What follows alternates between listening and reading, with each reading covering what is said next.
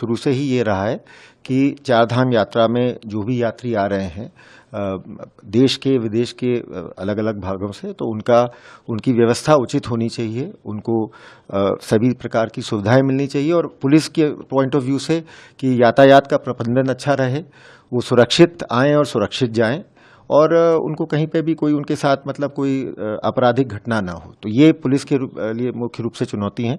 और ये बात सही है कि पहले कुछ शुरू के 4-5 दिनों में अप्रत्याशित भीड़ आई थी और किसी ने मतलब उत्तराखंड के इतिहास में इतनी भीड़ चारधाम यात्रा के शुरुआती दिनों में पहले कभी नहीं आई। ऑलरेडी ये आंकड़ा लगभग 12 लाख क्रॉस कर चुका है। आज 18वां दिन है चारधाम यात्रा का। तो ये बहुत बड़ी चुनौती थी हमारे लिए। लेकिन अब इससे हम लोगों ने जो शुरुआती दौर में जो समस्या आई थी, जो भीड़ का दबाव था, ट्रैफिक की समस्या थी, उसको हमने समझते हुए कुछ हमने कदम उठाए हैं।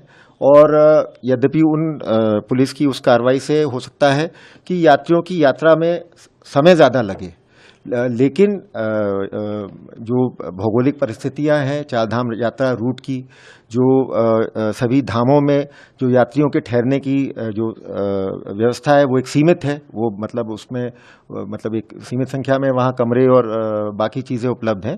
तो उसको देखते हुए व्यवस्था जब करेंगे और कहीं ना कहीं हमें फिर रोक टोक करनी पड़ेगी, जिससे कि थोड़ा सा समय यात्रियों को लग सकता है। तो आगे भी जो अब क्योंकि अभी मतलब ऑलरेडी चारधाम यात्रा का जो रजिस्ट्रेशन ही है वो 30 लाख से ऊपर है। तो जो आने वाले जून के महीने में भी जो यात्री यहाँ चारधाम यात्रा में आ रहे हैं, पहला तो हम उनसे यही अनुरोध करेंगे कि पंजीकरण कराए बिना ना आए, क्योंकि वरना फिर आपको बहुत विलंब और असुविधा का सामना करना पड़ेगा। क्योंकि हमें निश्चित रूप से जो लोग पंजीकरण करा के आ रहे हैं उनको प्राथमिकता देनी पड़ेगी। तो एक तो पंजीकरण कराए बिना मतलब पंजीकरण का इंतज़ार करें और फिर आएँ, तो आपकी यात्रा और अच्छी रहेगी।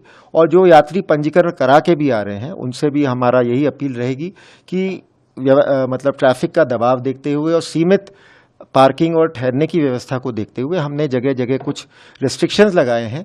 तो उन रेस्ट्रिक्शंस को लागू कराने में पुलिस प्रशासन का सहयोग करें।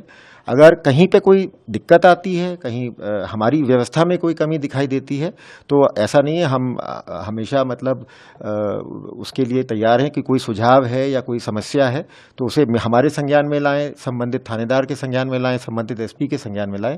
उनको दूर करने का हम पूरा प्रयास करेंगे।